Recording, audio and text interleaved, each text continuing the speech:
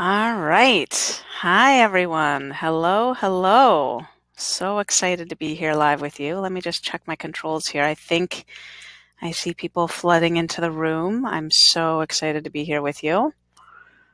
Yeah, yeah.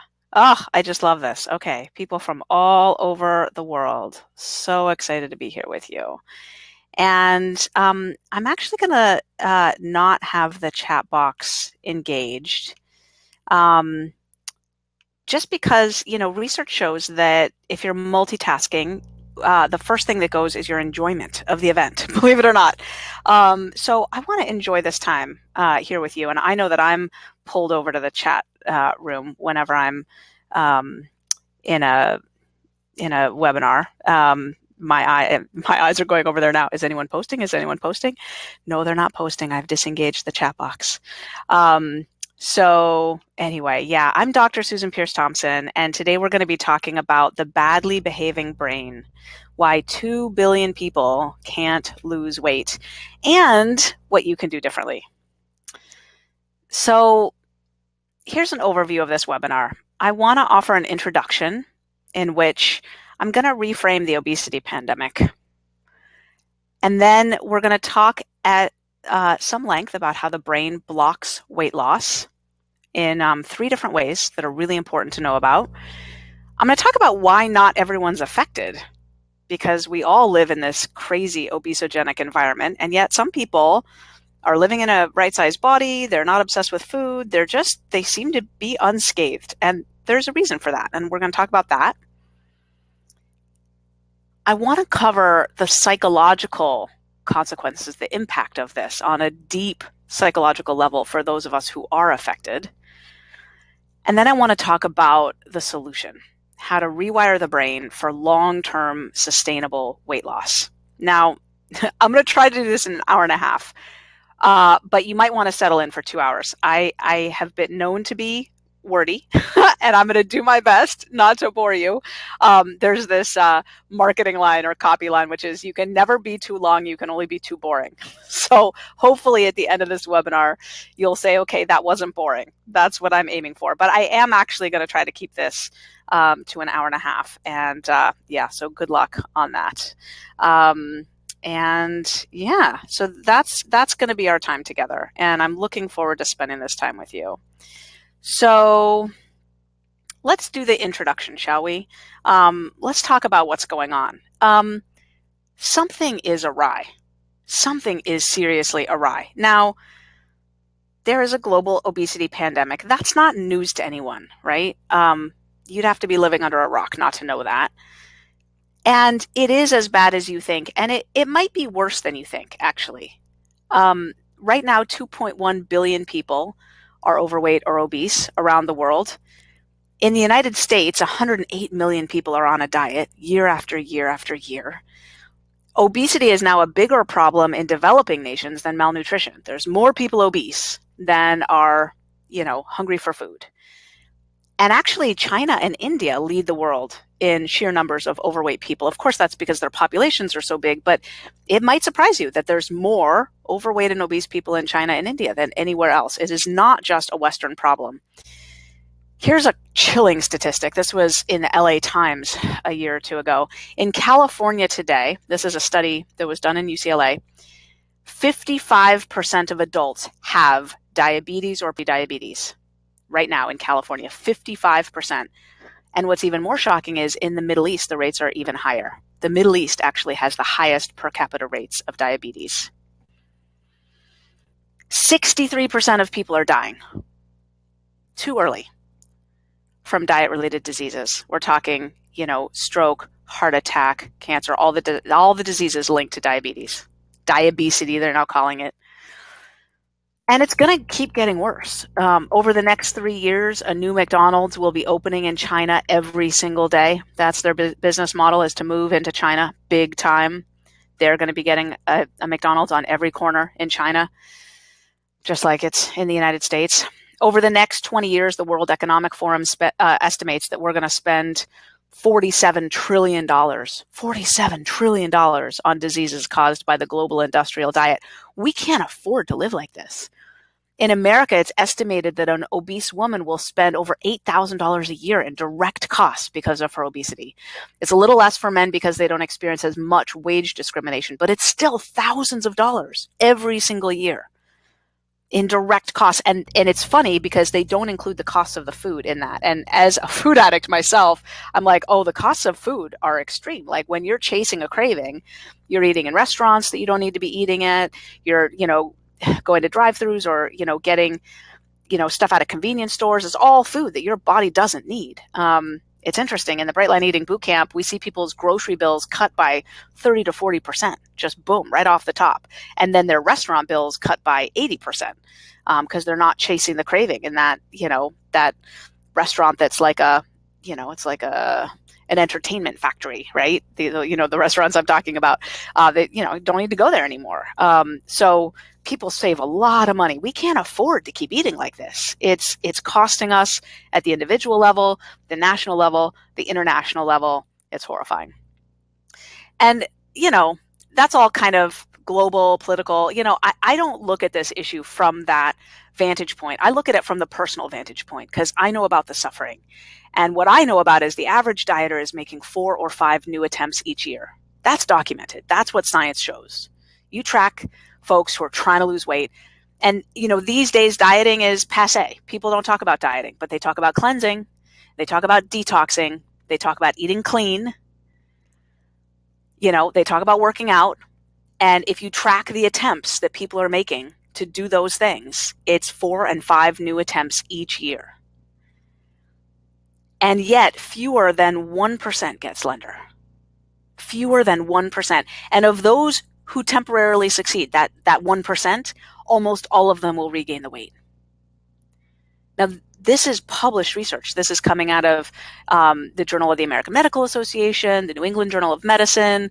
1 in 305 obese people will get down to a right-sized body. 1 in 305. It's less than 1%.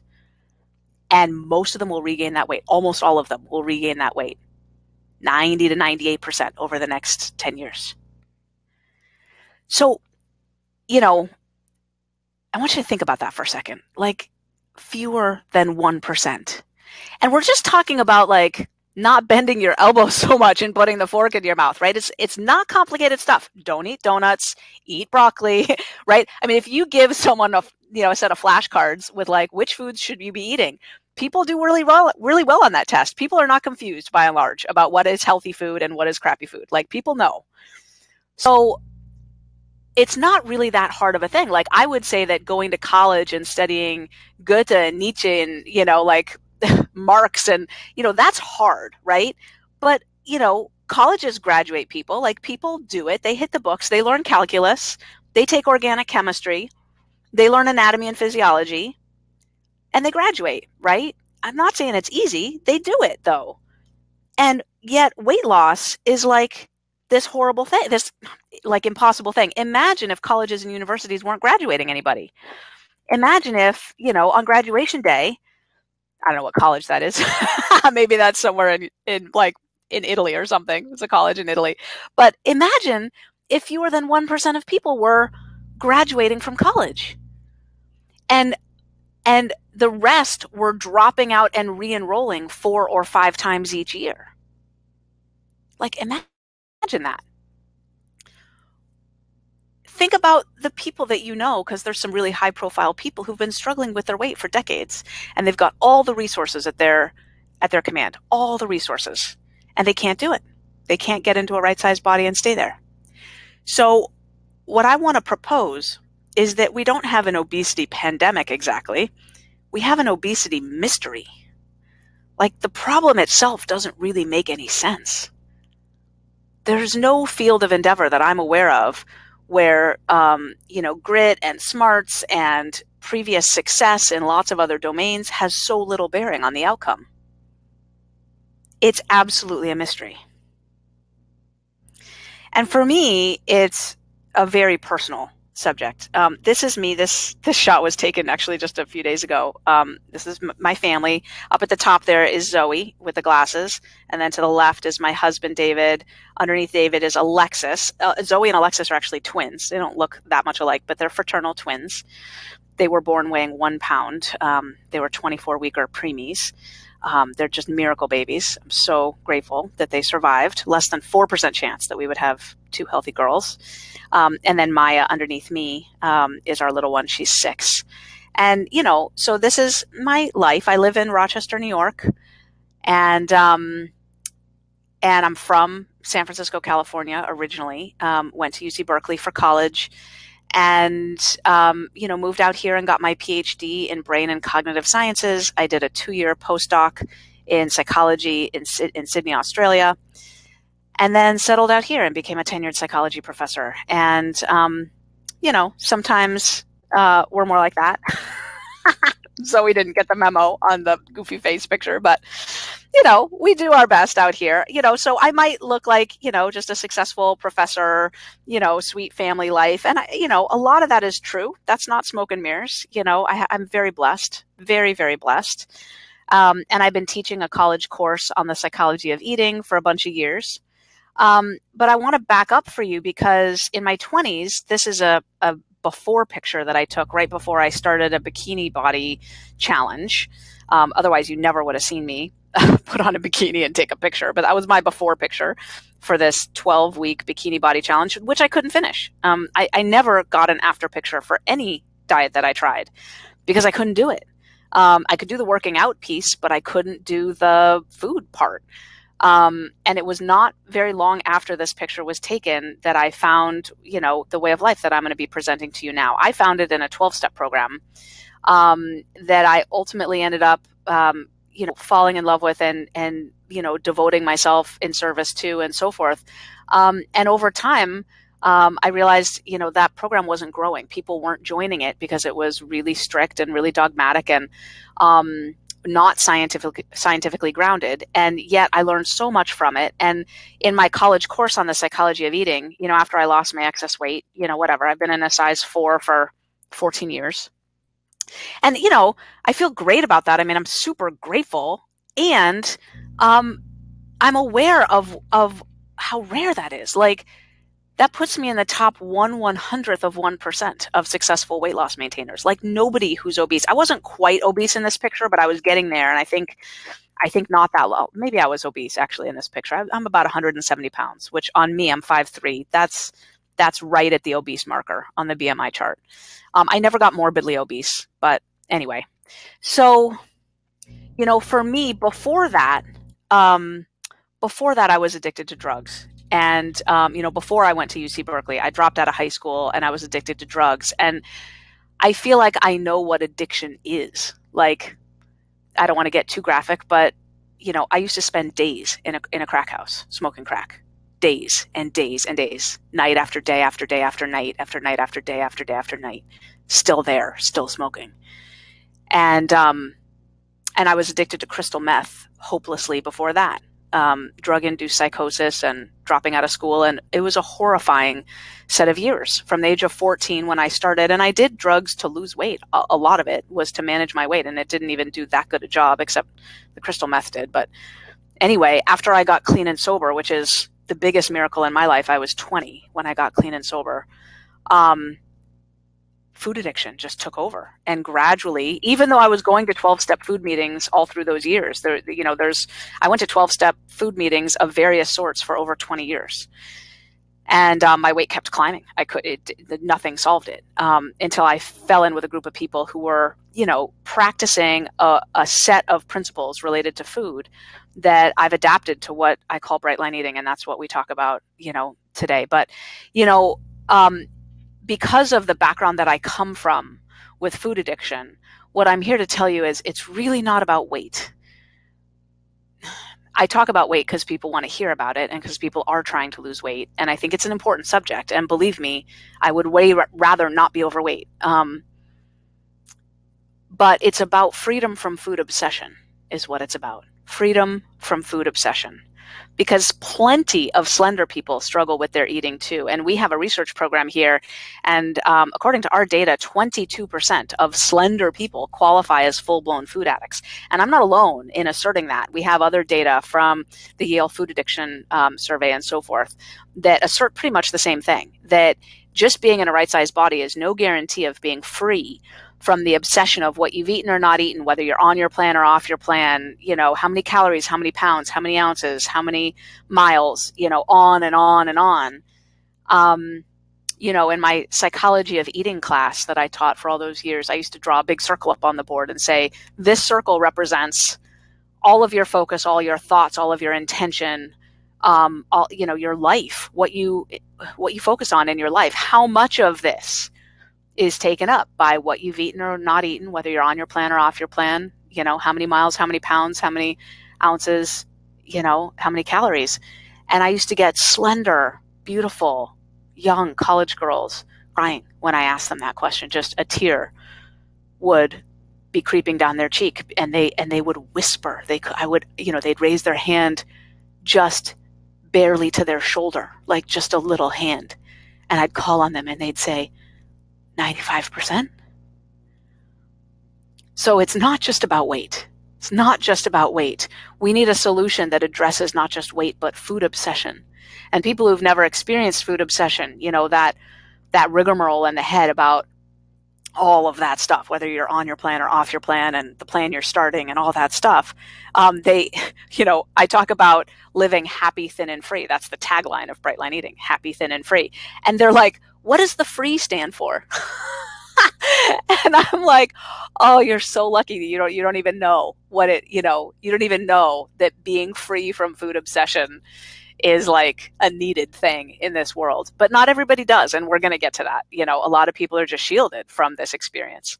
So anyway, that's my reframing of the obesity pandemic. It's worse than we think, probably, and it's not just about weight. You know, ultimately, it's about the rewiring of our brain and why it's only affecting some of us. So let's get into the details on that. Essentially, the core issue of all of this is not what people think. It's not that we're too sedentary and, you know, we need to eat fewer calories. That's not the issue. That's not the fundamental issue. The fundamental issue is that modern foods and modern patterns of eating have hijacked the brain. Very literally hijacked it. And because of this hijacking, the brain is blocking weight loss. It is literally disallowing weight loss. And that's why 99% of people who put a concerted effort into getting into a right-sized body are going to fail, because the brain is just not allowing it. And if you think about the statistics that I've presented here, which are not really arguable, like everybody agrees on these statistics. If you think about them, there really is no other answer that makes any sense. It's not laziness and sloth and lack of education. Because actually, if you look at the correlation between knowledge of nutritional principles and weight, it's almost non-existent. Like, it's not that people don't know what to eat. The people that come to me in Bright Line Eating, they're some of the most nutritionally knowledgeable people around. They can tell you, you know, why it's not healthy to eat dairy and, you know, how many calories and, you know, an ounce of cashews. And I mean, they know. The issue is they can't do it. Why? Because their brain is blocking their weight loss. So there's three keys to this phenomenon: willpower, hunger, and cravings. Essentially, the brain is blocking weight loss in three key ways. And I'm going to cover each of these. All right, so let's talk about willpower first. Willpower sits in the brain as essentially a rechargeable battery with about 15 minutes of power. And if you want to like just sort of think about what 15 minutes of power feels like, think about what it feels like when your cell phone only has 15 minutes of charge left. Like, what's that like? It's almost none, right? Like, that's a scary thing when your cell phone only has 15 minutes of charge. That's what the seat of willpower is like in the brain. And the trouble is that part of the brain, which we're going to get to in a second, it's called the anterior cingulate cortex. It doesn't just govern reining in your temptations. It actually governs all kinds of other things, like working on specific tasks, checking email, sitting in traffic, persevering on tasks, exercising, resisting temptations, regulating our emotions. So if you think about what it's like, if you've just been working, checking email for a bunch, and then you had to give some kind of presentation or, sit through some meeting, and then you're sitting in traffic, and then you come home and the kids are clawing at you, and, suddenly you turn to your spouse and you're like, yeah, let's order a pizza for dinner. And, that very well may not at all be on your plan, but, there you go. You just fell into what I call the willpower gap. So, another horrifying thing about this part of the brain, the anterior cingulate cortex, is it's the part of the brain that's most acutely sensitive to fluctuations in brain glucose. So what that means is if you've gone an especially long time without eating, and now you think you're going to make a sane choice about food, you got another thing coming. Now, the key actually isn't to eat more frequently, therefore, it's actually to eat so as to stabilize your brain glucose, which is a different issue. It's actually the foods that we're eating that are causing the wild fluctuations in brain glucose. So the willpower gap is this gap between how we intend to eat and how we actually do eat over the long term. And this is the key error that food plans and diet programs and clean eating regimens and whole food plant-based programs and so forth are making, is that they think that just by educating you about what to eat and not eat, you're good to go. But that's not the fundamental issue. The fundamental issue is actually applying that and implementing it and executing it over the long term. Execution over the long term is the issue. That's the issue. It's not knowing what to eat and not to eat. Knowing what to eat and not to eat is fine. It's a good thing. I'm all in favor of it. And once you know that, you're like 5% of the way there, because the real issue is execution over the long term. And with this willpower issue, you're a sitting duck. Like, there is no way that you're going to navigate our current food environment, where Brian Wansink from Cornell University estimates that we're making 221 food-related choices every day. Am I eating now? Am I eating later? What size? Like, we are so bombarded with food choices. And the average person leaves their house with no idea where they're going to get their food for the day. They're just making these choices on the fly and assuming that this part of the brain that they have no idea how it works, right, is going to show up for them and allow them to eat in accordance with their knowledge and their values at any given moment. That part of the brain just doesn't work that way. It is offline, baby. It has abandoned you long ago. And there's reasons why you're not following through, right, with everything you know about how to eat properly. It gets worse. So let's talk about hunger now, because it's not the kind of hunger that's like, okay, I haven't eaten in 6 hours and my body really needs some fuel to keep going with the day. That's not what we're talking about. I'm talking about a new kind of hunger. I call it insatiable hunger. It's this kind of hunger right here that we see George Costanza so adeptly implementing. Insatiable hunger is the hunger where after eating a full dinner, you can actually, feel like you can't really sit on the couch without a bag of chips. And you finish those chips and now, you're rolling up that bag looking for something more, and now you're in the freezer getting the ice cream. It's like your body's not hungry, but your brain and your mouth are acting like they need more food. And if you were to stop and ask your stomach, like, are you hungry or are you full? It'd be happy to tell you that you're full. But for some reason, that's like a threatening answer, because your brain and your mouth need more food. You don't want to hear that you're full, because the reality is you still need to eat. And so we have this new kind of hunger that has two features to it that make it completely not different. I'm sorry, completely not the same, completely different from real hunger. Like, real hunger is satisfied by eating food. You can graph it, right? You can ask someone, are you hungry? At the beginning of a meal, they'll be like, yes, I'm hungry. And then the more bites of food they take, the less hungry they are, right? That's real hunger. Insatiable hunger turns around on you midway through that meal, and you start to get hungrier and hungrier again. And we have graphs of that too. It's a bizarre phenomenon. It's not seen in everybody, but it's seen in most adults these days. It's horrifying. this insatiable hunger kicks in, where even though you're at the end of a meal and your stomach is full, your brain and your mouth are demanding more food. So that's the first difference, is that it's not satisfied by eating. And the second difference is that it makes you profoundly sluggish and wanting to be inactive. It makes you want to sit on the couch. Whereas real hunger that's satisfied by real food makes you feel energized. Like actually getting fuel into your body makes you want to, do work, like get up and get active. So the roots of insatiable hunger date back to the 1940s, when this mouse here on the left was born and grew up to be the fatty that he is. And, his little cousin mouse right next to him, this was in a big litter of mice, and just a few of them developed this morbid obesity. And not only were they morbidly obese, but they would never move. They would sit by the food trough and eat all day long, and you couldn't get them to move. They were not frisky, curious, active little mice. They were slothful, completely lethargic, ravenous mice who ate until they ate themselves to death. And it was the 1940s, and researchers at Rockefeller University didn't know what to do with these mice, but they had the presence of mind to keep them alive.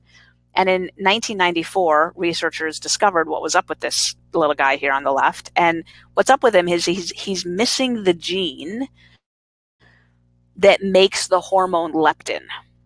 Now, they didn't know what that hormone was. They discovered it from this mouse. And they called it leptin after the Greek word leptos for thin. The Greek word leptos means thin. So leptin means thin. And in fact, when you inject this mouse with leptin, he gets skinny right away. He jumps into the hamster wheel, he starts running on it, and he stops eating, and he gets thin immediately. He's missing the gene that tells his brain to stop eating. That's leptin right there. Leptin is the crux of the obesity epidemic. Make no mistake about it. This is it.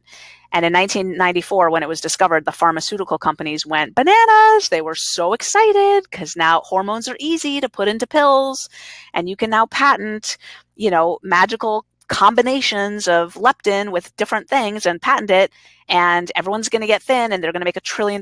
Well, they did that, and they gave it to people, these leptin pills, but it didn't work. And nor did leptin injections work. Turns out that obese people have more leptin than they need. They've got tons of leptin. Leptin is the hormone that says I'm not hungry and I feel like exercising.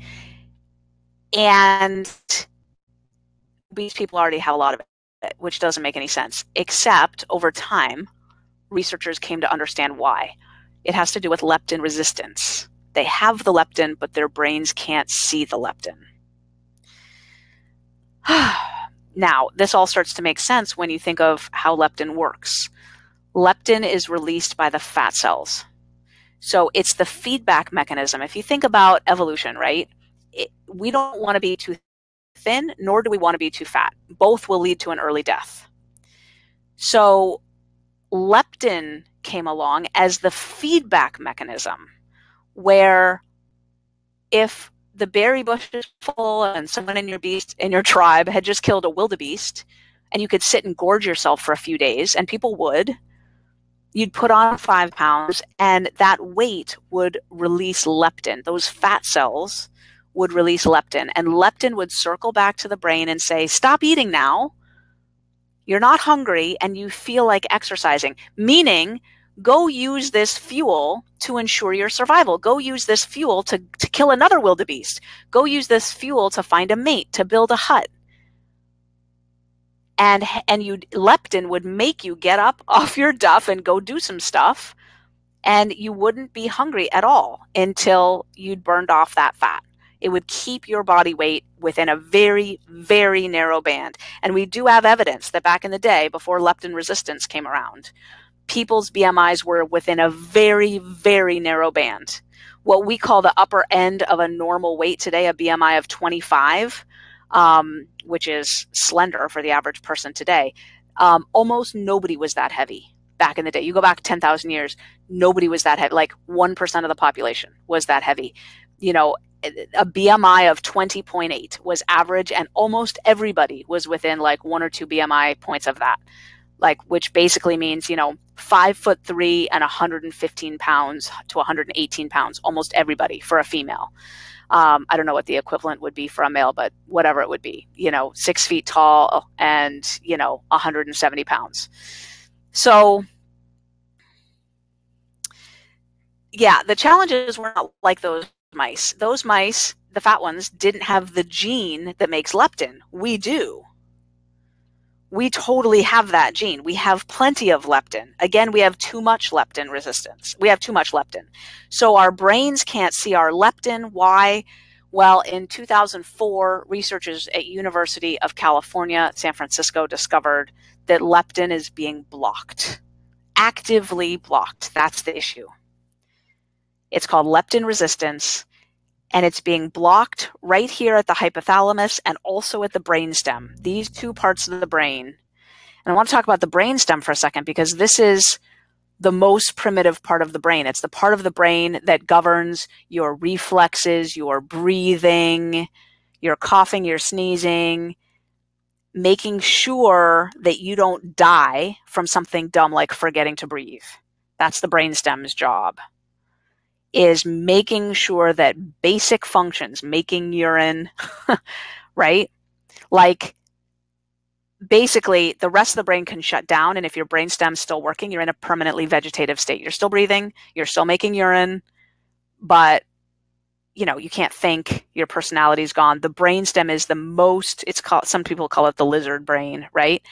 Leptin is being blocked there at the most primitive part of the brain. So we discovered in 2004 that what's blocking leptin is insulin. Insulin is blocking leptin at the brainstem, at the hypothalamus. The hypothalamus governs, thirst, hunger, sex, all of the body temperature, the things that need to be kept within a homeostatic range, like a thermostat kind of, and also things that are related to the endocrine system and our hormones are governed by the hypothalamus. So if we're ever going to lose weight, we've got to dramatically lower our baseline insulin levels. And there's some evidence that baseline insulin levels have more than doubled over the last, couple generations. And they rise dramatically in grade school, from grade school to high school. Baseline insulin levels skyrocket from the foods that kids are eating. So that's what's going on with insatiable hunger. Basically, the brain of the obese person with insulin blocking leptin and that leptin resistance on board, the brain of that person shows all the physiological markers of starvation. They're morbidly obese or maybe just a little overweight, but they've got leptin resistance on board and their brain is convinced they're starving. And that's why it doesn't matter how much they eat. As long as that leptin is being blocked, their brain is going to demand that they eat more because the brain thinks they're starving. So the third reason or way that the brain is blocking weight loss has to do with cravings. Cravings are an addictive phenomenon. They come from the reward addiction center in the brain, the dopamine reward pathway. This is the part of the brain that motivates our behavior, that gets us up to go do something, to go get something, to go find a mate, to go find some food. And when it is hijacked, it produces profound cravings. So we're primarily talking here about the nucleus accumbens, and it works in concert with the ventral tegmental area. Now, the prefrontal cortex can sometimes rein it in. This is where we can say, nope, I'm not going to do that thing. But when these areas are hijacked, good luck with that. The prefrontal cortex is no match for the nucleus accumbens when it's on the warpath. So basically what happens is when you eat a bunch of these foods that we're going to be talking about here in a second, but certainly those foods are included in the mix, when you do something like watch pornography, you flood the nucleus accumbens with a surge of dopamine so strong, so artificial, that it just doesn't know what to do with it. It's just not anything it's experienced before. It was not designed for that much stimulation. It just wasn't. But it knows how to adapt. It's very smart. And over time, it says, well, if you're going to keep flooding me like that, I'm going to make these dopamine receptors less numerous, less responsive, so that my response can be more in line with what's appropriate. Because we're just getting so much stimulation on board. And so we see dopamine downregulation take place. Now, as long as you're going to keep living in the environment where you're going to keep exposing that part of the brain to that much stimulation, that's actually a good thing. That's an appropriate thing. What's not good is what happens when that stimulation disappears for a few hours. Now that part of the brain does not have enough dopamine to create normal motivation and to feel okay, like just a baseline level of okay. And this is what people who've never experienced addiction, like I have, or like some of us have, don't understand, is that the addict isn't using to get high after a while. I mean, at first, sure. After time, the addict is using to feel normal, just to make that like profound, agitated, itchy, not okay state go away, just to make the cravings, the urge, the like, I can't live in my skin like this feeling, to make it go away, just to get normal, just to get some ease, some relief. And that's why, because of the dopamine downregulation. Which is a big problem, because now we've rewired the brain. The good news is that the brain can heal. It can, if you stop flooding it with dopamine, right? You need to stop that and let it heal. So what is it that floods the brain with dopamine? And what is it that's raising baseline insulin levels? And the answer is sugar and flour. And I want to invite you to think of sugar and flour differently. We tend to think of sugar and flour and the foods that, that they're in, which, 80% of the foods in the grocery store in the United States, 80% of the calories are laced with added sugar. 80%. So, and then you add flour in there and it's almost everything, right? It's everything except what you find on the perimeter of the grocery store, the whole real foods, the vegetables, and so forth. But yeah. I want you to think about these foods. This right here is flour. No, what is that? That's cocaine. It looks like flour. See? See how similar they are? I didn't know which one it was. This is cocaine. All right, so cocaine is a drug, right? This is cocaine. Everyone agrees that cocaine is a drug. There's no debate about that. What is it? Where does it come from? Cocaine comes from the coca plant. And these coca leaves are popular. The men in the Andes Mountains, and I assume many of the women too, they put them in their cheek and chew them and kind of suck on them. And there's actually a research paper that's been published demonstrating that that is not addictive. They've done studies on this. It's not addictive. It gives a little numbness in the cheek and a little bit of a lift, kind of like, maybe akin to drinking half a cup of caffeinated black tea or something like that. But you take the inner essence of those coca leaves and you refine and purify it into a fine white powder. And you've now taken that plant and you've turned it into a drug. And this is heroin. Heroin's addictive. Everyone agrees that heroin is a drug. But where does heroin come from? It comes from the poppy plant. And you can sit in a field of poppies and eat poppy plants all day long and not get high, not become a shivering, quivering heroin addict. You will have opiates in your system. You will fail a urine test for opium, but you won't be an addict. But if you take the inner essence of that poppy plant and you refine and purify it into this powder here, now you've taken that plant and you've turned it into a drug. It was harmless before. And, it had some compounds in it that were somewhat potent, but not until you purify them. And this is sugar. Sugar comes from any number of plants. You can get sugar from sugarcane plant, corn, beet, all kind, maple trees. You can get sugar from all kinds of places. And in the whole plant form, they're fine. I eat corn on the cob in the summer. We have, I live in sort of outside of Rochester. I have to drive through some rural areas to get to my house. And there's, fresh corn on the cob stands. We get it fresh from our neighbors. It's delicious. But if you take the inner essence and you refine and purify it, you've turned that healthy, wholesome plant into a drug. And this is flour. See why I couldn't tell the cocaine from the flour? They're like identical looking. It's creepy. And, you know, flour can come from any number of plants, any number of plants. This is where people always ask, is it all flour? What about coconut flour? What about almond flour? And I say, it's not the plant. It's the refining process that's the issue. It's taking that inner essence and then refining and purifying it into that white powder or brown powder. It doesn't matter. It's the refining process.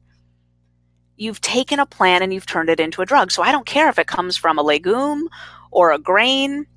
You can make flour out of just about anything these days, it seems.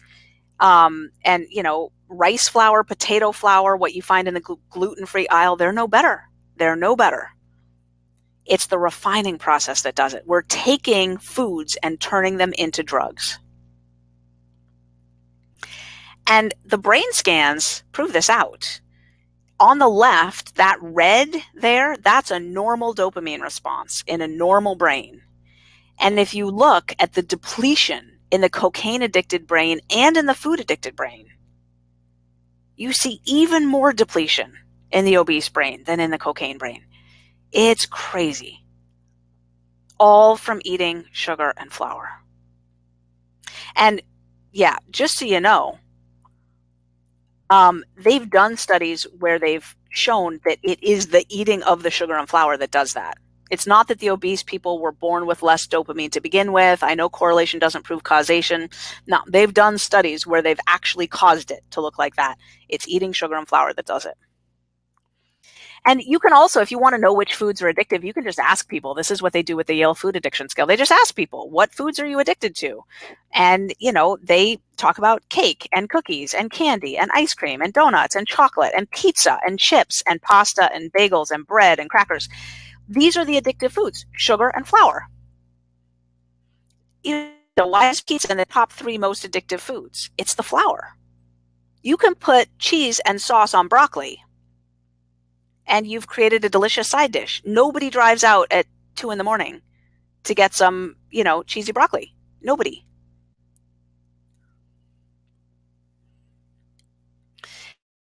So we're all surrounded by these foods. Why is not everyone affected? People, I want to go back to these drugs for a second. People think that addiction is in the drug, that like heroin, for example, is just addictive, and anyone who uses it for any length of time will become addicted. And I want to tell you that that's not true. It's not true. You send 100,000 people home from back surgery with a Vicodin prescription. And if you count addiction as tolerance and withdrawal, you can measure that everyone who's taking the Vicodin over time will experience tolerance, and then when they get off it, they'll experience some withdrawal. I don't count it that way. And actually, if you look at the classifications of addiction, you need a lot more on board than that. You need continued use despite the awareness of negative consequences. Like, I used to eat with tears streaming down my face. I did not want to be eating anymore, and I couldn't stop. The heroin addict, the cocaine addict, they know they have kids at home, and they can't stop, and they want to. They want to be with their family, and they can't. People who are trying to lose weight today, they want nothing more than to get into a right-sized body, and they cannot do it. They're trying over and over again. And if you take a look at those people who go home with that Vicodin prescription, yeah, some of them experience, you know, tolerance and withdrawal, but when it's time to get off, they can't wait. They're like, oh, good, I get to wean off my pills now. I've been looking forward to this. They make me feel groggy, right? And not everybody becomes a pill-popping, you know, a pill addict after receiving, you know, a daily dose of Vicodin, right, of heroin, of opiates. Now, so what I'm here to tell you basically is that addiction is in the brain that's susceptible to it, combined with a pattern of use that wires up specific cues and rewards, and suddenly addiction takes root. But it's got to find a susceptible brain. And here's what research shows. 1/3 of people are not susceptible to addiction at all. They're just not.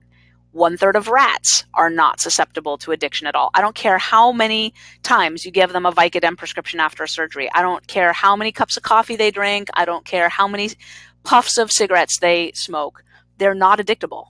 They're just not. They can take it or leave it with all that stuff. 1/3 are moderately addictable and 1/3 are highly addictable. Susceptibility to addiction is a real thing. It has to do with the readiness with which the brain wires to certain stimuli and the degree to which the brain is susceptible to the cues that predict those rewards. That's what addictive susceptibility is about. Some of us are wildly susceptible. We were some of the most valuable members of the tribe, I reckon, back in the day. You go back, tens of thousands of years. We were the ones that knew the cues that predicted that the rattlesnake was in the bush. We were the ones that knew the cues that predicted that the rain was coming or not coming. And now in this modern food environment, the awareness of those cues leads us to be pulled into the golden arches, to be, like lambs to the slaughter at that certain time of day when we can't help but swing by Starbucks. It leads us down dangerous paths today with the cues that are predicting food rewards all around us. Now, is it genetic or environmental? That research has been done in rats, not in humans, but in rats, it's both. It's profoundly genetic. Susceptible, addictable rats mated with each other give birth to more addictable rats. And non-addictable rats mated with other non-addictable rats give birth to non-addictable rats. But if you take some of those non-addictable babies and you put them in a harsh environment, like you separate them from their mother, or you give them random shocks, or you give them insecurity to food, like they don't know where their next meal is coming from or when it's coming, insecurity like that or harsh rearing conditions like that turn a subset of them, not all of them, turn some of them into addictable rats. So in rat research, it looks like it is both genetic and environmental. It hasn't been done in humans, though, for obvious reasons, not ethical. I want to talk a little bit about the psychological consequences of all this for those who do have an addictable brain and have walked down the path of struggling with food and of trying to lose weight, promising that we're going to eat differently, promising that we're going to stick with this plan, and then watching ourselves betray ourselves with food. The inner consequences are pretty severe.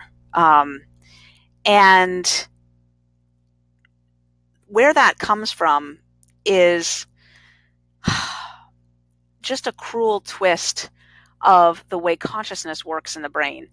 I was talking with Michael Gazzaniga, the most preeminent neuroscientist who's probably ever lived. He gave a talk at the University of Rochester, and I got to speak with him a little afterwards. And he was sharing with me that the most interesting and profound finding that he's been witness to over his career is the awareness that's emerged from the studies that he's done of how consciousness is instantiated in the brain.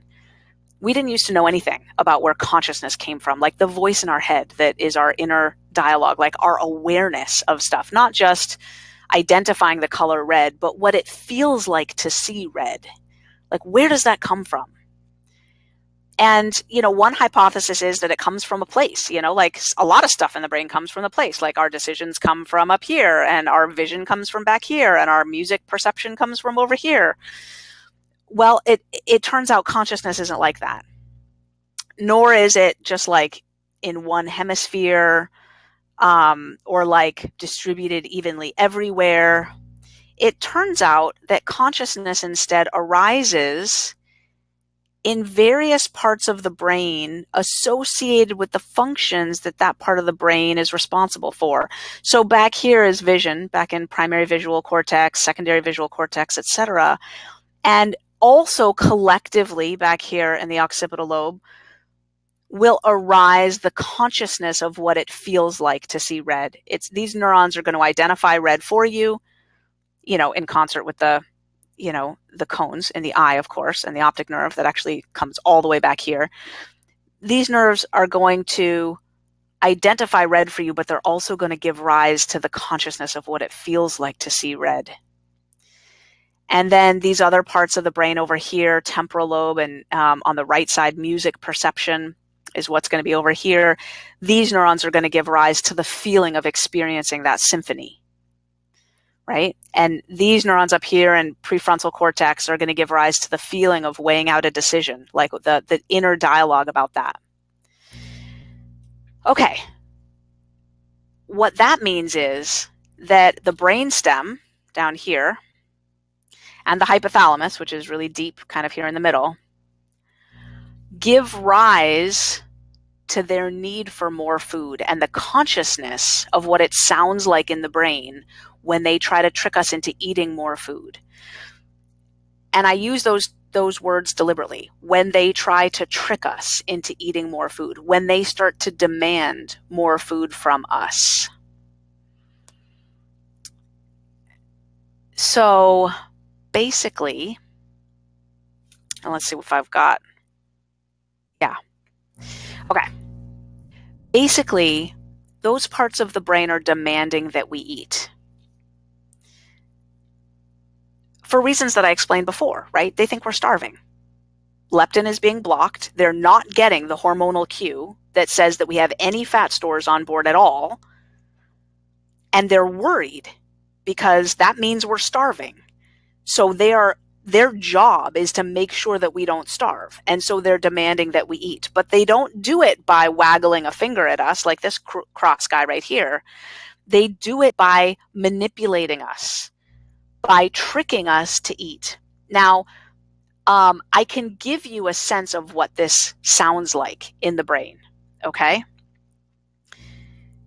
Because they're manipulating us in our own voice. This is the freakish thing, is that consciousness always sounds like us. There are all these parts of the brain that are like lobbying for their viewpoint, and it all sounds like us.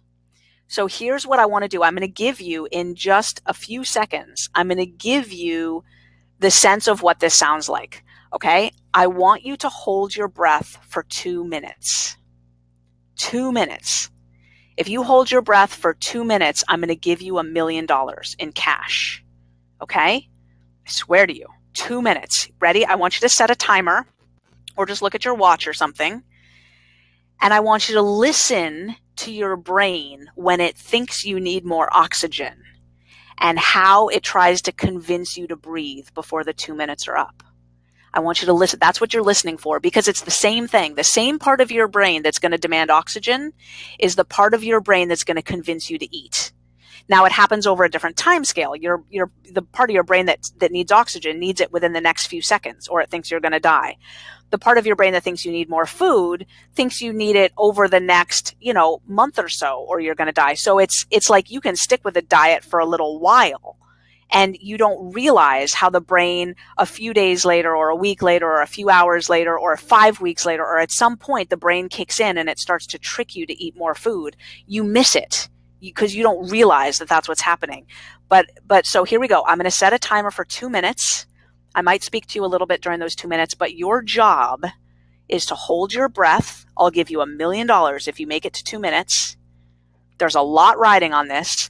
And listen to your brain try to talk you into breathing. Ready, set, go. Big breath and hold it.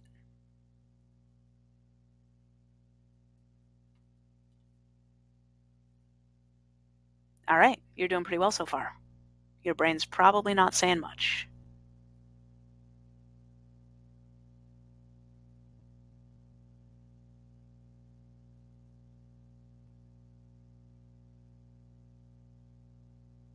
How you doing? Is there a little voice in there trying to get you to breathe? What's it saying to you? Is it saying, this is dumb, there's no $1 million anyway, no one will know?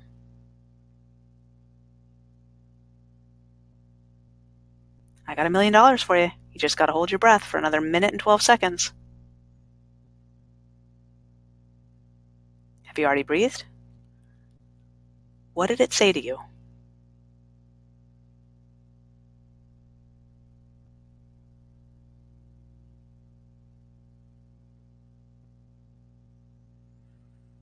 Now, by now, most people will have taken a breath. You got 47 seconds to go. Your brain is very cunning at getting what it wants when it thinks its survival is on the line. Very cunning. 33 seconds to go. I can't hold my breath for anywhere near 2 minutes. I'm going to assume that everybody's taken a breath by now. If you haven't, you're probably training with Stig Stevenson, who trains people to hold their breath for a long time. He can hold his breath for like a gazillion minutes. But anyway, all right. Okay. So hopefully that was a little illustrative. And here's the thing. That voice that says, it's been a long week. You're going out with your friends. You really deserve to let loose. You can do it this time. It won't count. Nobody will know. You'll start again on Monday. It's just a little. You deserve it. On and on and on. All of that is your brainstem and your hypothalamus lobbying for the food that it thinks it needs for you to survive. Now, the trouble is, because those urges are so powerful, just like you couldn't hold your breath for 2 minutes, those urges are so powerful, those biological urges. When we believe that that voice comes from us, like our highest self, what we now think is that we have betrayed ourselves. And we watch ourselves over time promise that we're going to stick with this plan. Promise that it's different this time.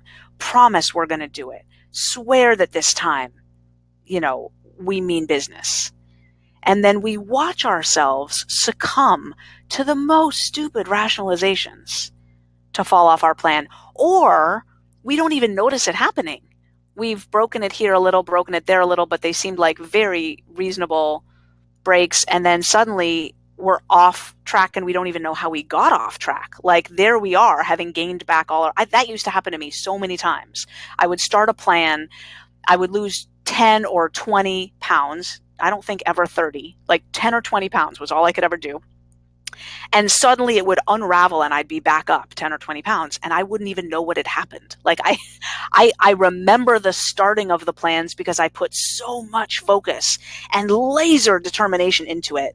And I would write down my goals. I can remember so many instances of starting plans and writing down my goals and the plan that I was going to do. And I can count so many instances of that. And I can hardly remember any instances of going off a plan. Like I would just get fuzzy headed and I would succumb to these rationalizations. And over time, because self-perception theory is a theory by Daryl Bem of Cornell University, and he argues that we learn who we are by watching our behavior in kind of it really exactly the same way that we learn who other people are by watching their behavior, right? If you've got a colleague at work who's always, yelling in meetings and rude and whatever, you learn who they are by watching their behavior. If you have another colleague who's always late, you learn about that from watching their behavior.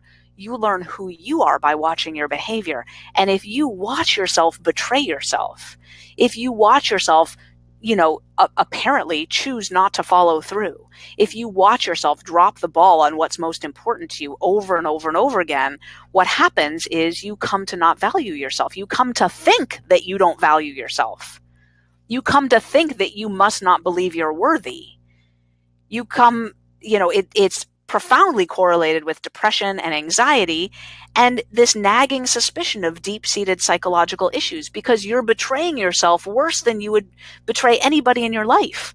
Like you wouldn't treat your enemy the way you treat yourself with food. You lie to yourself with food. You cover the wool over your eyes. You willfully pretend to forget, that this plan is so important to you because, you want to go out with friends and have nachos. Like, are you kidding me? Like you just practically pinky swore in blood a week ago that you were going to be sticking with this plan. And now all of a sudden the allure of a Friday night is more important than your highest goals and ideals and self-promises. Like, are you kidding me? You wouldn't do that to someone you cared about. So you come to believe that you don't care about yourself, that you don't love yourself, and that something's really wrong with you. Even if there's another part of you that believes yourself to be a pretty well-functioning, kind, successful individual in other domains, right? This food thing can really, really eat away at the self-esteem. And ultimately, in many people, it produces profound self-loathing, a feeling of hating oneself, literally hating oneself. Food issues do that like nothing else I've seen. They produce a feeling of self-loathing. And it's from watching the consequences of this badly behaving brain, these parts of the brain that are convinced we're starving, so they dupe us into eating in our own voice, and we believe we did it to ourselves.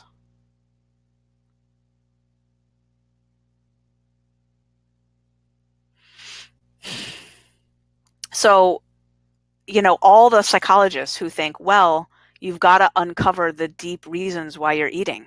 It's not what you're eating, it's what's eating you. And I say, no, it's the opposite. It's not what's eating you. It's what you're eating. That's where it all starts. It's the food that you're eating that's rewiring the brain, that's hijacking it in those critical areas, that is starting this entire horrifying cascade in motion.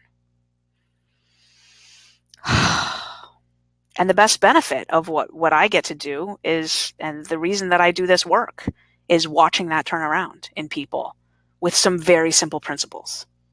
Not easy, mind you, but definitely simple. And I want to talk about that. Now, the solution, how to rewire the brain for long-term sustainable weight loss. The solution is essentially to take control of that brain and get it back working in your favor. And we do that by establishing simple, bright lines. Bright lines are clear, unambiguous boundaries that you just don't cross. It's actually a legal term. If you Wikipedia a bright line rule is like a clear standard that you apply every time to produce consistent and predictable results. So just like if you're going to go into AA, you're not going to drink at all, right? Not even on New Year's Eve. If you're going to quit smoking, you're not going to smoke cigarettes. Not even at a party, not even at a concert, you're not going to smoke cigarettes, right? That's a bright line. It's just a clear rule of what you do and don't do. And that gets us pretty far to solving the problem. It's not quite enough, but bright lines really, really help. So right away, you can see from what I've presented so far that it's going to be really important to have a bright line for sugar and flour. And when you create a bright line for sugar and flour, insulin comes down fast. And then leptin gets back on board, and all of a sudden, you're not hungry, you're feeling happy, you feel like moving again. It's like just a miracle. It's amazing. And you stop flooding the brain with dopamine. That nucleus accumbens, right? The dopamine receptors start to replenish, and the cravings subside. And we have amazing data in our research in the Bright Line Eating Bootcamp. I'm going to get to that in a little bit, but people are not craving at the end of the Bright Line Eating Bootcamp. They're not. Their brains have healed.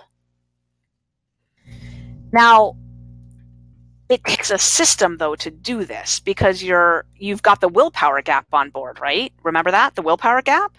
So you can't just not eat sugar and flour. Like, again, that's sort of like telling you what to eat and not eat and then sending you on your merry way. I'm not going to do that. I don't send lambs to the slaughter like that. Of course you can't do that.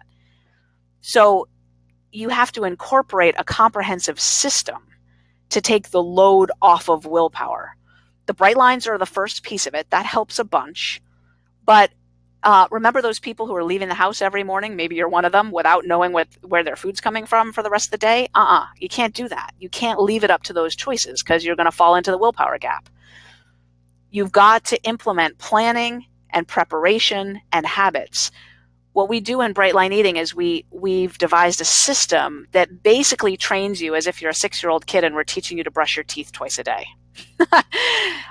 Once you've learned the system, eating becomes automatic, like brushing your teeth, right? You brush your teeth whether you're traveling, whether you're tired, whether you've been out late at a party, you brush your teeth. I mean, 95% of people do. I apologize if you're among the 5% of people who don't always brush their teeth, but 95% of the population always brushes their teeth.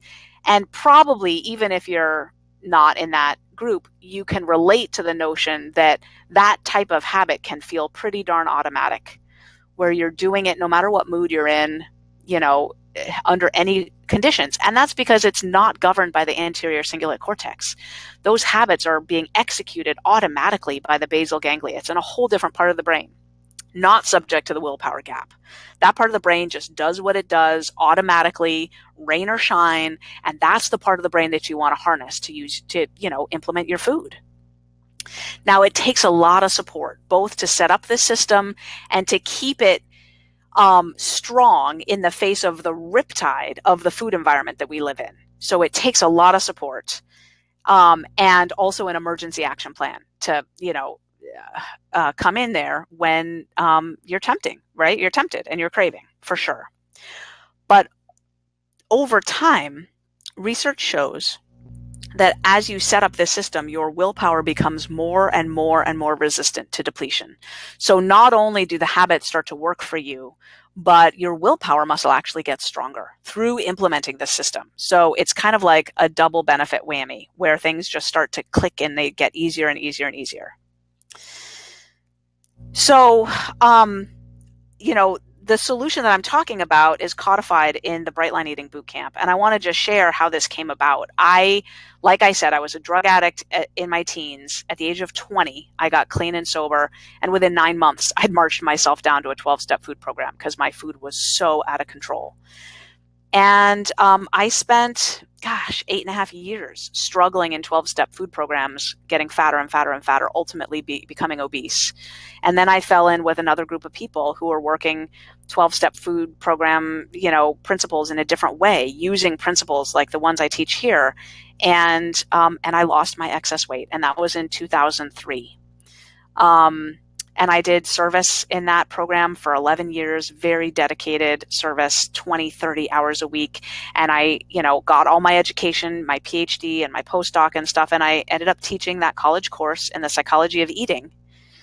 And I taught that course for like 6 years, and it had a heavy unit on the neuroscience of food addiction. I mean, I taught it until I handed back tenure, which I did in 2016. I handed back tenure, which was a horrifying thing to do. Like, nobody does that, right? But I had to. This Bright Line Eating thing had taken off, and I couldn't do both. I had 3 little kids, and I finally, I kind of had a gun to my head. I had to choose. I couldn't do both.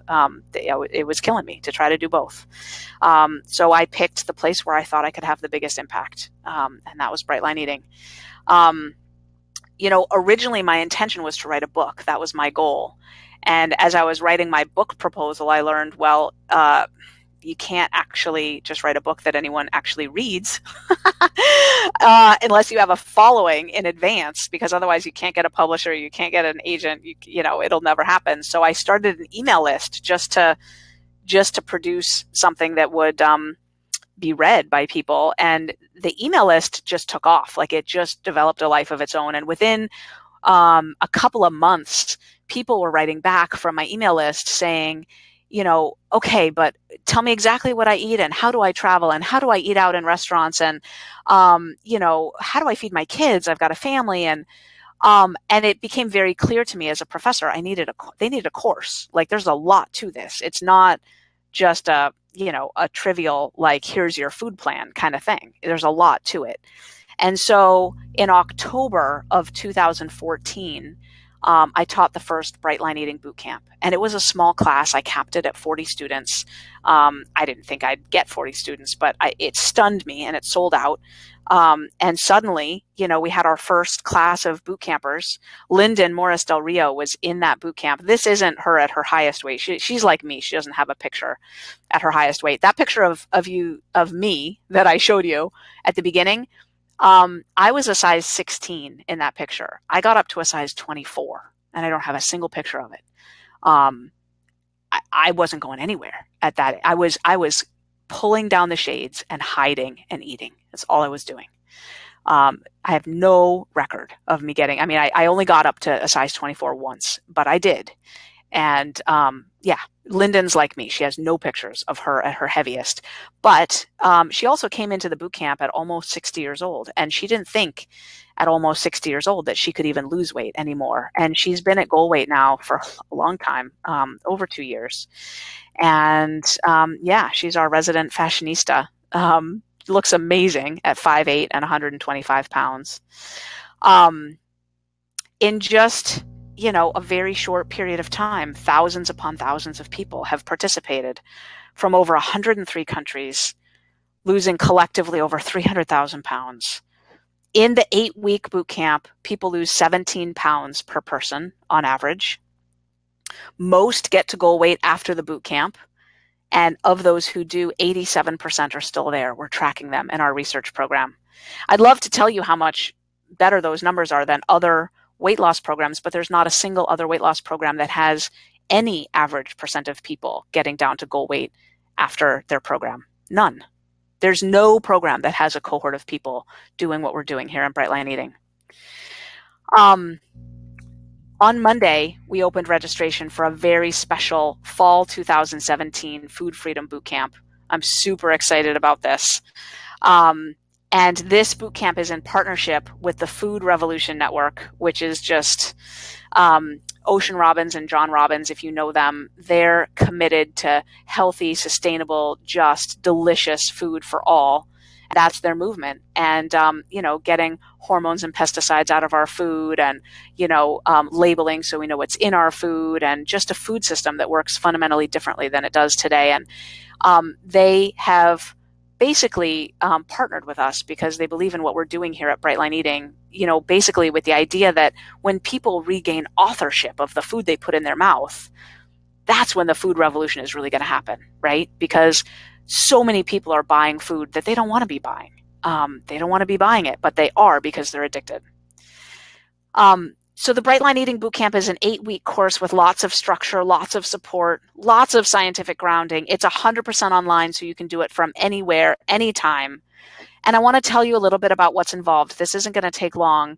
But as I tell you this, I just need you to keep something in mind for me. Will you just keep one thing in mind? I'm about to tell you what's in the bootcamp, all right? But I just want you to know it's not about stuff. Like I'm going to tell you about, the stuff that you get in the boot camp. The boot camp is not about stuff. It's about a transformation. Like this is one of our first boot campers. In that 40 was this gal right here. She's actually a family friend, and I knew her, and she signed up for the boot camp. I knew her from a little girl. She's had a weight problem her whole life, and she is now happy, thin, and free because of that boot camp she participated in. I just want you to keep in mind what we're doing here. It's not giving you, coaching calls and this and that and the other, right? And the stuff is pretty cool. Okay. So the stuff that you get is the exact food plan that I used to lose 60 pounds in 6 months, and that thousands now of others have used to lose all their excess weight and keep it off.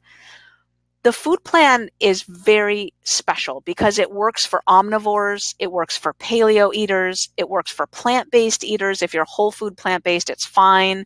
It works if you're sugar, oil, salt-free. It works if you're gluten-free, dairy-free, soy-free, or have any other allergies whatsoever. It works if you're diabetic. It works if you've had bariatric surgery. There's no population that it doesn't work for. You can, if you're raw vegan, it doesn't matter. You can do the Bright Line Eating food plan. There are also weekly group coaching calls and Q&A calls for the 8 weeks so you can get your questions answered. All the calls will be recorded so you can receive that training and support at your ideal time. If you have a question and you can't be on the call live, it doesn't matter. Just send in your question ahead of time. All the questions will be answered on the call. There's also, this is the core of the program really, is a training program. And the training program is delivered in weekly video modules. And we're going to cover so many topics. We're going to cover the basics and get you started with your food plan and help you form the habits that are going to ensure your long-term success. We're going to talk about how to bridge the willpower gap so you can stay on track day after day, week after week. We're going to talk about making Bright Line Eating simple, simple, simple for busy lives. We're going to talk about how to get back on track. If you cross your bright lines, this is something we're really passionate about is, you do not have to be perfect, and there's no self-flagellation involved in Bright Line Eating whatsoever. It's totally okay to just resume, and we teach you how to do that. We talk about social eating because this is where a lot of people get tripped up. For example, doing Bright Line Eating with your family, if they're not into it, how do you cook for them and so forth, and friends, whether they're on board or not? How do you handle going over to your mother-in-law's house and she's baked you cookies and there's, especially for you, they're gluten-free, and like, yeah, you're not eating those cookies, and what do you say, and all that, like social situations, totally. Restaurants, holidays, travel, special occasions. I know we've got some holidays coming up.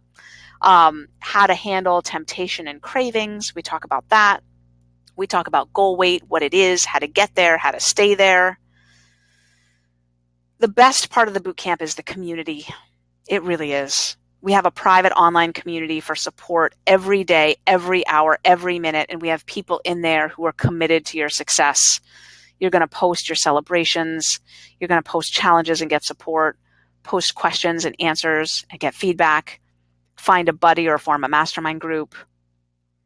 You can share the journey with people from around the world who are 100% committed. It's so powerful. Let's talk about the investment a little bit. Absolutely, most crucially, the investment is about your time and your commitment.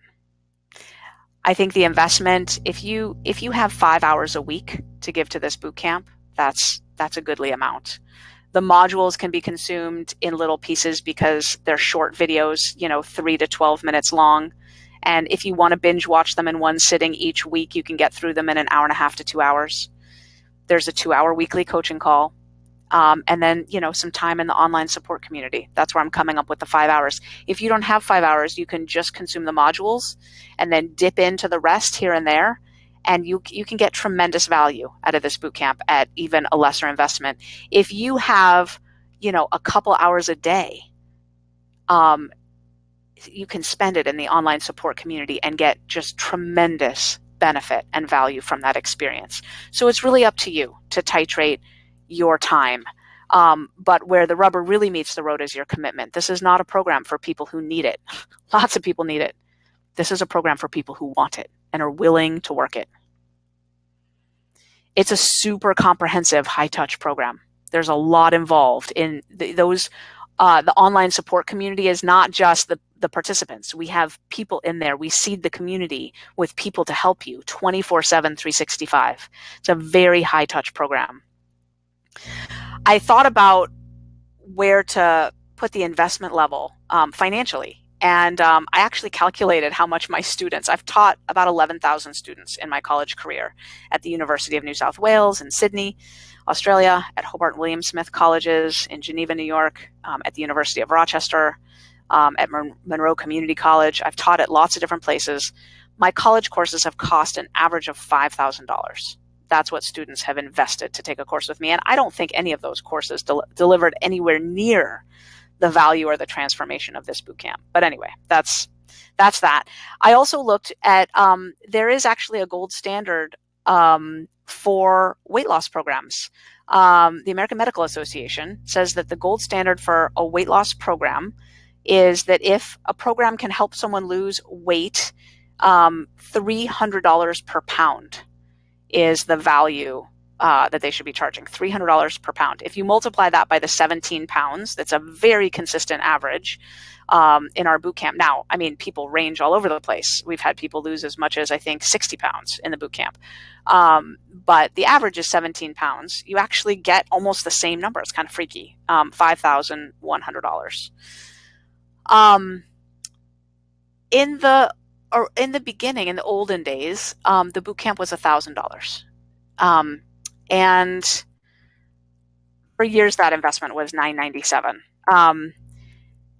I have dropped that by 50%.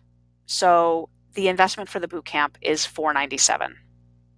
And you can do that in 3 installments if you want. There's a 3-pay option, which you can get when you get to the offer, which I should put up here. Let me pop up the offer. There we go. The Bright Line Eating Bootcamp. Secure my spot now. So when you click on that, secure my spot now, and the spots are going really fast, actually. Its registration people, it's going really fast. We have sold out the bootcamp before, for sure. So yeah, just keep that in mind. And when you register, you're going to get $1,500 in amazing, awesome bonuses. Katie May has the Bright Line Eating Cookbook. You're going to get that right away, so you can cull that for amazing recipes. Dr. Tarai has put together the Deeply Happy Expert Series. You can go online and order this for $200. This is a series of audios from experts talking about recovering from depression beyond medication. And I put this bootcamp together, this bonus together with the bootcamp, because I know that a lot of people coming into the bootcamp have a history of depression, and I come from a history of depression. And I wanted you to have some support, because the bootcamp has been shown to gently lift a lot of people's depression, and I want you to have some support as you go through that journey. If you have depression, the bonus will be helpful for you. Another bonus is the Food Revolution Summit's Ultimate Health Collection. Now, this is a specially curated collection of the best of the Food Revolution Summit's talks. You could go, the only way to get this is not available online. The only way to get this would be to buy every empowerment package for every Food Revolution Summit in the past, which would cost well over $1,000. But John and Ocean Robbins have selected the best interviews, and you get them free for $200. What this is going to do is, this is a bonus that's really valuable for everybody, and it answers that question of like purpose. Like, I'm doing this for why, right? Of course, we each have our own why. What it means to us to live in a right-sized body, what it means to us to be free from the tyranny of food addiction, what it means to us to be healthy again, to not have our joints ache, to have our blood work come back, squeaky clean, awesome. But there's also a bigger why, right? We're on this planet and we're part of a bigger system here. And those talks are going to really make you feel good as you change your eating, and finally have your eating align with your values. You're going to get a sense of the bigger picture of what you're doing for this planet and for the other people and animals that you share this planet with. It's really powerful stuff. The next two bonuses that I want to tell you about are workshops that I chose for the bootcamp to address very specific issues. If you're someone who has experienced really bad binging or really bad inner conflict around your eating, like what Mike Blackstone here calls the 2 a.m. syndrome, the will I eat, will I not eat, will I, won't I, will I, won't I, will I, won't I. If you've experienced that, then this is for you. This is a workshop that teaches an inner reconciliation process based on cutting-edge neuroscience about the left brain and the right brain and how differently they process certain stimuli. This workshop is very powerful, and we have a lot of boot campers say that it resolved their inner food conflict for good. Like, they just don't have that will I, won't I eat anymore thing that happens. So if you know what I'm talking about, this bonus is for you. And then the last bonus on this page is Dr. Rita Marie Lascalzo's Harnessing Healthy Hormones to Jumpstart Weight Loss. And she is a nutritional endocrinologist. And this bonus is for you if you are concerned that your hormones might get in the way of your weight loss. For example, you're menopausal, you're perimenopausal, you have Hashimoto's hypothyroidism, you have insulin resistance or diabetes. Generally speaking, the boot camp works fine for all of those populations, but we do have people that are concerned about weight loss, that it hasn't worked for them in the past. Again, generally speaking, the Bright Line Eating Bootcamp is the magic bullet anyway. But after a little bit of time, like a few weeks, we release this bonus so that if your weight loss has been slower than you think it should be, you can watch this bonus and make some tweaks based on what Rita Marie suggests. And it can be very powerful. Dr. Rita Marie is a good friend, and she's incredibly knowledgeable about this stuff. And yeah, I recommend it. Now, for this Food Freedom Bright Line Eating Bootcamp, right here, right now, we're talking about, late September 2017, right now, only now, never again. We have a special additional bonus. It's available right now only. It's the Bright Line Eating Bootcamp Mindfulness Meditation course. Now, I commissioned this course to be created by Monique Rhodes. She is the meditator in the 10-Minute Mind. You can look her up at 10minutemind.com. And she is a Tibetan Buddhist and meditation teacher extraordinaire. She's been teaching meditation at the University College London for many years. They've been doing research on the efficacy of her method of teaching meditation. Meditation is a big piece in the Bright Line Eating Bootcamp. It's something that we encourage you to do because it increases that pause before you eat, that pause, so that you have a choice in what you eat or don't eat. And Monique's meditation course delivers, and I can't even believe I get to say this because it's true and it's amazing, a custom special 10-minute meditation track for every single day of your boot camp, with themes that dovetail with the themes that we're talking about in the boot camp modules. So all you got to do is sit to the 10-minute track every morning, and she teaches you how to meditate. Now, I'd been meditating on a daily basis for over 14 years before I met Monique Rhodes, and her meditation instruction profoundly improved, uplifted, changed, impacted my meditation experience. To this day, I still meditate differently because I experienced a 10-day sequence of her meditation tracks. Her meditation instruction is so powerful. And she's created a custom course that goes along with the Bright Line Eating Bootcamp. Now, in the future, this will not be a bonus for the bootcamp. This will be a paid course that you can add on if you want for $300. But we are giving it to you as a special bonus for this bootcamp only. Never will we do this again. Yeah, this bonus package will never be offered again. Now, I know that even with all of this value, over $1,500 in amazing bonuses for, a $497 course, a lot of people, the investment is steep, or they just they're not going to do it. They're not going to pony up for another weight loss attempt, right? They've committed long ago that they're not going to do that, which I relate to. And so what I want to say is there is a 30-day money-back guarantee. You give Bright Line Eating a try, you watch the modules, you use the tools, you get support. If it's not a fit, anytime in the first 30 days, anytime at all, you can have 100% of your money back. So you have nothing to risk. Either you're going to hop into the boot camp and get more value from it than you ever could have imagined. And it's going to solve a lifelong issue for you that's going to improve your finances, your health, your self-esteem, your well-being in every way, shape, and form, to the moon and back, to the tune of, priceless value.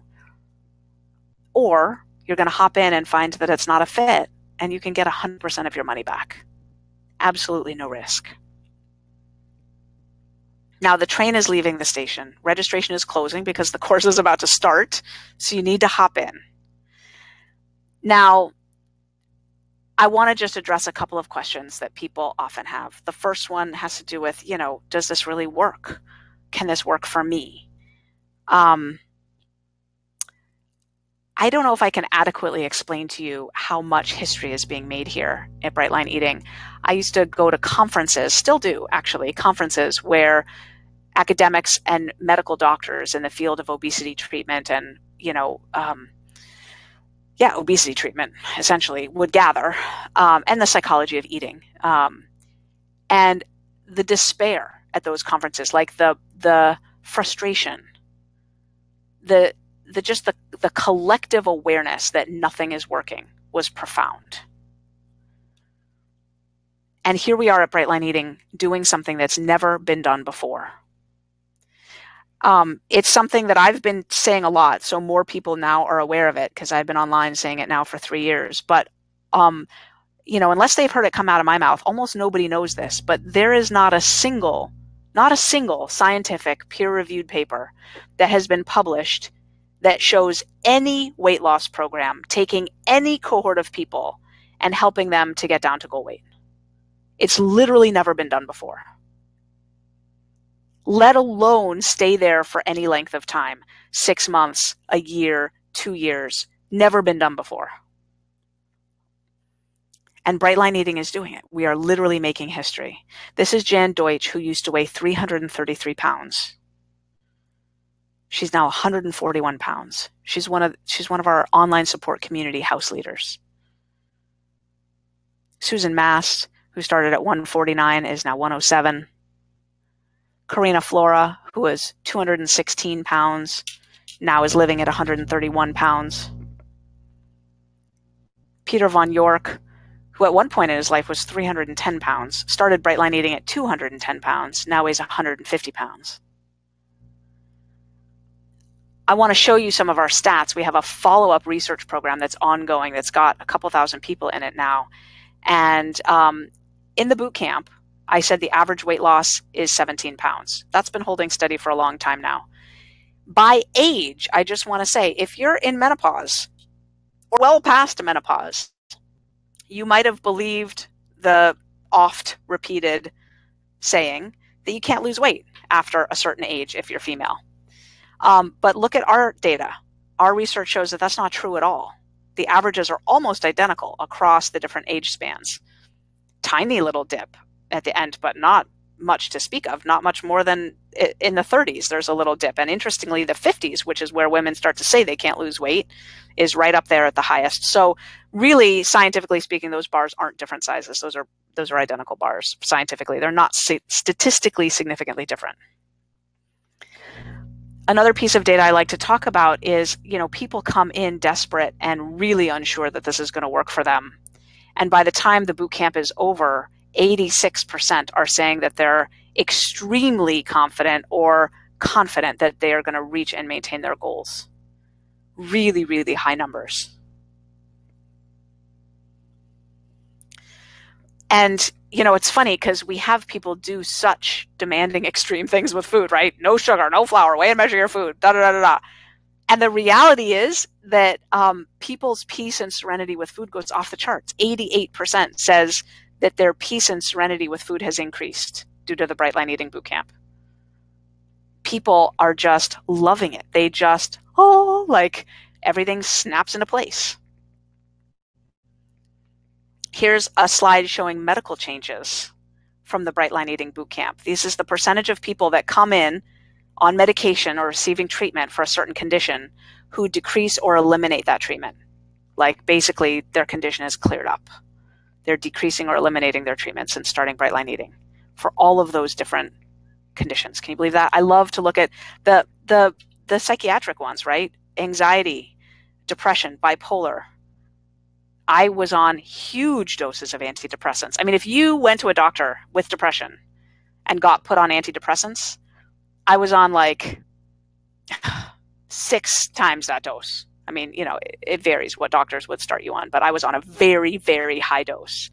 And I've been medication-free and depression-free for the 14 years that I've been eating this way. It just cleared it up. I can't promise that will happen to you. This is a prediction based on our data. So I invite you to click. You'll get taken to an order form. You'll put in your credit card, and then you'll get on the inside and you'll get taken to a video of me telling you, welcome to the Brightline Eating Bootcamp. You'll get a getting started checklist that's in your computer, and it will walk you through exactly how to get started, just step by step by step. We will walk you through the initial steps of getting started for the journey of a lifetime. The questions people ask, all sugar, all flour. Yes, all sugar, all flour. Now, not fruit though. You can eat whole real fruit. But no artificial sweeteners or anything added to your food to make it sweeter. All flour. People want to know, will I be able to do it? It gets easier. Your insulin levels will come down. Your dopamine receptors will replenish. Your willpower muscle will strengthen. Your habits will become automatic. You will literally rewire your brain for food freedom. So join us. Join us and begin your transformation. This is Josie Kalichia from Australia. Join Susan Cook. Join Kosi Ferris from South Africa and Thailand. She lives part-time each place. Join Irina Lee from Norway. Join Ed Rafferty from right here in the Midwest. Join Sherry Baltazar. Join Tammy Palmer. Join Tara Bogdan. Join Linda Hahn. Join Nat Dankin. Join Tammy Oren. She's Israeli, but she lives in England. Join Meg Quior. Join us and begin the Bright Line Eating Boot Camp. The time is now. We are standing at the cusp of something huge. Never before in all of human history has there been a scientifically verified process by which someone who is overweight or obese can get down into a right-sized body and stay there. And now there is. So imagine yourself finally living happy, thin, and free. Imagine it and join us. Thank you. Thank you so much. Thank you for attending. So much love. So much love.